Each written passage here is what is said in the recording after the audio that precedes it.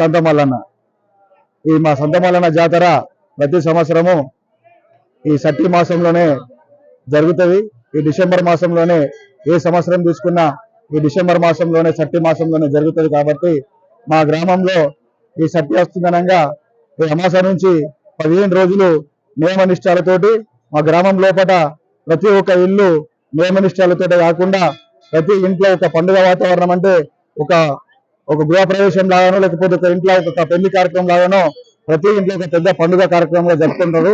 ఒక ఇంట్లోకి రంగులు వేసుకోవడము, ఇంట్లో శుభ్రం చేసుకోవడము, కొత్త బట్టలు తీసుకొచ్చుకోవడము, అట్లా అనేది ప్రతి ఒక్క ఇంట్లో ఈ పండుగ వాతావరణం ఉంటుంది. ఇటు వాతావరణము 15 రోజుల ముందు నుంచి స్టార్ట్ అవుతుంది. ఈ పున్నమి రాగానే ఎప్పుడైతే గురువారం ఉన్నదో దేవుడు మా అంశాపూర్ గ్రామం లోపల సంత మల్లన్న స్వామి అంశాపూర్ గ్రామం లోపల ఊరంతా తిరిగి శుక్రవారం రోజున ఇక్కడ అంశాపూర్ నుంచి తడపాకల్ గంగకు కాలినడకన బయలుదేరుతాడు.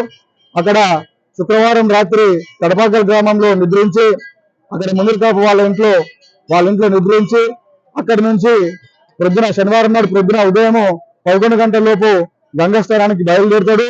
అక్కడ గంగాస్థానానికి బయలుదేరి మా అగ్గువారు, మా స్వాముల వారు, అక్కడ స్వామివారు ఎప్పుడైతే పురాతనము ఎక్కడైతే స్థానాన్ని ఆచరించిండో ఆ స్థానం ఆచరించిన ప్లేస్ ను మా సంత మల్లన్న స్వామికి ఇచ్చినటువంటి ఏదైతే ఒక కర్ర లాంటి సాయం ఏదైతే ఉందో దాన్ని తీసుకొని పోయి మన పెద్ద మనుషులు ప్లస్ అలాగే మా గ్రామ కమిటీ పెద్ద మనుషులు అగ్గువారు ఆ దేవుణ్ణి తీసుకొని పోయేందుకు అక్కడ ముందు ఆ లోతును లెంకొని రావడం జరుగుతుంది.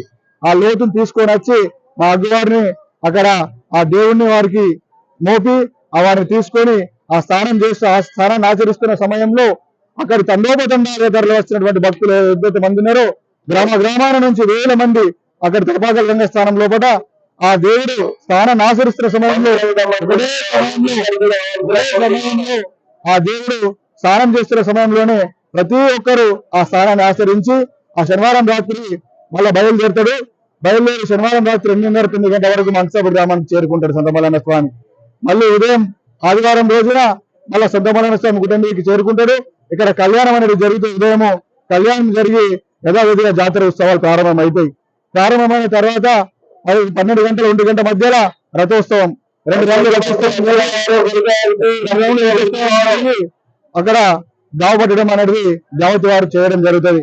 దాని తర్వాత మళ్ళీ ఒక రౌండ్ 3 రౌండ్లు పూర్తి చేసుకొని ఏదైతే బోనం కుండ ఉంటుందో ఆ బోనం కుండ అక్కడ ఆ రథానికి జీవించి మళ్ళీ తీసుకొచ్చి మేము మళ్ళీ అక్కడ సంత మల్లన్న చెంతలో చేర్చి అక్కడి నుంచి జాతర రథోత్సవం అనేది ముగింపు జరుగుతుంది.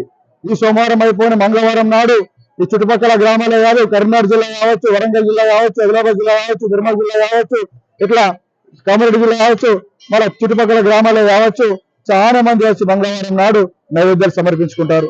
నైవేద్యాలు సమర్పించుకుని స్వామి సంత మల్లన్నకు ఆ సాయంత్రం వరకు అక్కడ ఈ నైవేద్యాలు పూర్తి చేసుకొని మంగళవారం రాత్రి నాడు నగవెళ్ళి పూర్తి చేసుకొని అగ్నిగుండం పూర్తి చేసుకొని జాతర ముగింపు కార్యక్రమాన్ని చేస్తారు.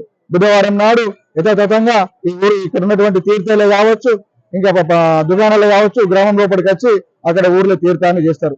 ఇట్లా ఆనవాయితీగా సాధు సంతుల నుంచి ఏదైతే సంత మల్లన్న స్వామి ఏర్పడ్డదో ఆనాటి నుంచి ఈనాటి వరకు ఇదే పద్ధతిన దేవాదాయ శాఖ మరియు గ్రామాభివృద్ధి కమిటీ వారి ఆధ్వర్యంలో అంగరంగ వైభవంగా ఏర్పాట్లు చేసి ఎలాంటి భక్తులకు మిగతా భక్తులకు ఎటువంటి అసౌకర్యాలు కలగకుండా ఇబ్బందులు కలగకుండా పూర్తి బాధ్యత పోలీస్ బందోబస్తు మధ్య మా గ్రామాభివృద్ధి కమిటీ వారు జాతరను సక్సెస్ చేయడము, విజయవంతం చేయడము, స్వామి సంత మల్లన్న కృప మా అందరిపైన ఉండడము, ఇలా ప్రతి సంవత్సరం ఎటువంటి అవాంఛనీయ ఘటనలు కావచ్చు, ఏ చిన్న ఘటనలు జరగకుండా విజయవంతంగా పూర్తి చేసుకొని స్వామి సంత మల్లన్న దయ వల్ల ఇలా ప్రతి సంవత్సరము ఈ విధంగా ఒక స్థాయిలోకి వస్తున్నాం.